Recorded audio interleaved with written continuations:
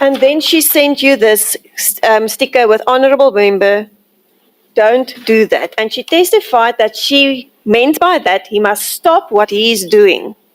That's what she wanted to convey to you. Yes, but it did not. That is not what it conveyed. That is why at 22:47, I wanted her to explain herself. Those memes, I think we all know, memes basically encapsulate jokes.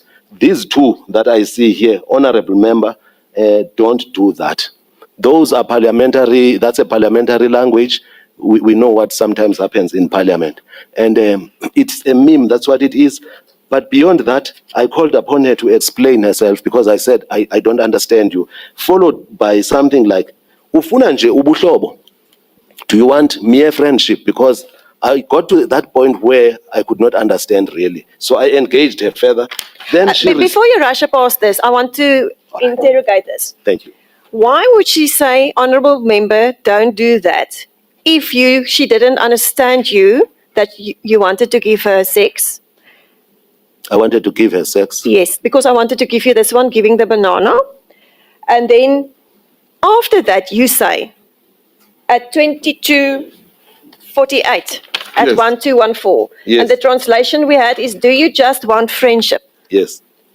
So that clearly shows that the previous conversation was still sexual. Because now you say, so do you only want friendship? When she said, honorable member, don't do that. When she says, honorable member, don't do that, followed by me calling upon herself to explain herself, I meant exactly that. And I have not said these things about banana, whether you look at it from the perspective that it's a delicacy with two people sharing, it remains flirtatious. In the context that even though there was understanding that would be amenable, and that the principle is about her saying, so ubila kangoku, and are you now sweating already? I ask, uyabilisa. Then she says, ungandibuzi thini lolo. That is flirtatious through and through, even from her side. How can you say it's flirtatious if she already wrote in capital letters, no? How can that be flirtatious from her side? We are going to repeat this maybe for the 6th or 7th time. I said, she was saying, no, let us not go the intimate sexual route when we meet, because she's the one who came up with the notion that we should meet. I then gleaned. I think the record will show that the no was to any proposal that let us have sex when we meet. Yes. To that, there is a no. But that no is specifically to say we are not going to have sex when we meet. Yes. The respondent agrees that. Is that you yes, accept that? That is my point of departure. Yes. I'm saying this no is fact specific. Yes. No, let us not be intimate on this occasion. And your version is that no is limited to that, to the issue of having sexual intercourse when we meet. On that occasion, yes. On that occasion. Correct. That is what I term fact specific. Correct. And I hope we don't go back to that. Correct.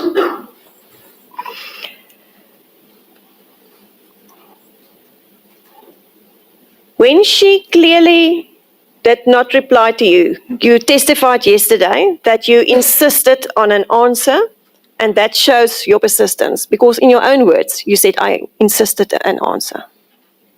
What is the point being made, ma'am? I don't follow the question. You insist on her giving answers when she clearly does not want to give answers. I did not understand it the way you are postulating it. She also suggested to meet in an office. That's clearly not a private setting. Is that correct? Yes. There's a context even to that. We can deal with it. This is clearly not flirtatious. If we look at the answer she gave you on all your questions regarding this meeting, because she said she wants to meet in an office, not in a private setting. I disagree with you in the manner in which you are postulating the scenario. Let me then proceed to show you why I say that. So at page 1216,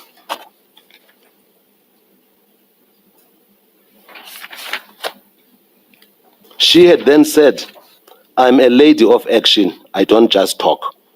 I engaged her in relation to that. Then she says, finish. Then I say, but if ucho masibonane ngoko, masibone ngoko. Well, if you say that, let's meet then. I had also sent a question that, well, you know what, it is risky. If we meet, we may lose control of ourselves. And then there's a question, any privacy or sawuncokola office? Let's look at the answers to all those questions. Ufike laphi, where is your arrival point? My house.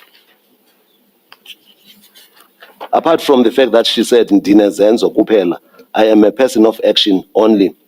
And then I asked, Uyenza cha kubonwe ngoko, do you act and people see whatever will eventuate then? And then she says, finish. So, because these messages tend to cross one another at some point, because there's 2252 when she says finish, then we say, but if ucho masibone ngoko, fike laphi, and so on. Or sawuncokolela office, fike laphi, my house. Any privacy? No. Or sawuncokolela office, me asking, she says it's better. And that's it. So I don't understand the postulation or the proposition. I was amenable to meeting her in the office or in my office. I don't understand why you had to give this long answer. I was just saying that she wanted to meet you in an office, not a private setting. To what end? Because the reason why I'm trying to explain myself, it is because you are insistent that she was rebuffing. And I'm saying that theme is incorrect. Then again, at 12:18, after this conversation of where she will be, the office and where you will meet, Yes. you then take the conversation back again. What if we melt? Yes, I did. Why did you continue if she already said no? No, because I'm being cautious. I'm a human being. And I'm talking to Yeah, somebody yeah. that I was fancying, and I'm saying, I'm being cautious. but she's saying no. And again, at 22:55, at 12:18, that translation, Ms. Ngapi, that we got is, no, you will control yourself. Is that correct?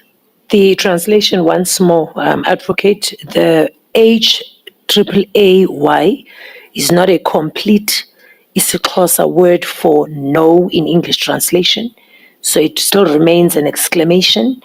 And then uzazibamba, you will hold yourself or you will control yourself. What is the question? She told you you will control yourself, meaning that she is still saying no. She's rebuffing you. I did not understand it that way. You may continue saying she was rebuffing me. I say you are incorrect. That is not consistent with this conversation, the way we see it. She says, well, when I ask, "Uyakwazi uzibamba wena, can you restrain yourself?" She says, "Ndiyakwazi." And then I say, well, let me oblige in that event at 22:57. So it was a continuous discussion, not outside the realm of flirtation, but yes, it starts being fact specific. It starts with me as a human being being cautious. And she So there's nowhere, according to me, where a rebuff is communicated to me. What more should she have done to tell you that she's not interested? Interested in what? In you. Are you then moving? Isn't it clear from these messages that she's not interested in having a sexual relationship with you? Your proposition is not correct. We have moved away from my answer, which is no is fact specific. But the proposition that you are advancing now seems to go back there. I don't understand why, Ms. Skippers. And I thought that we had left that point. Correct, Chairperson.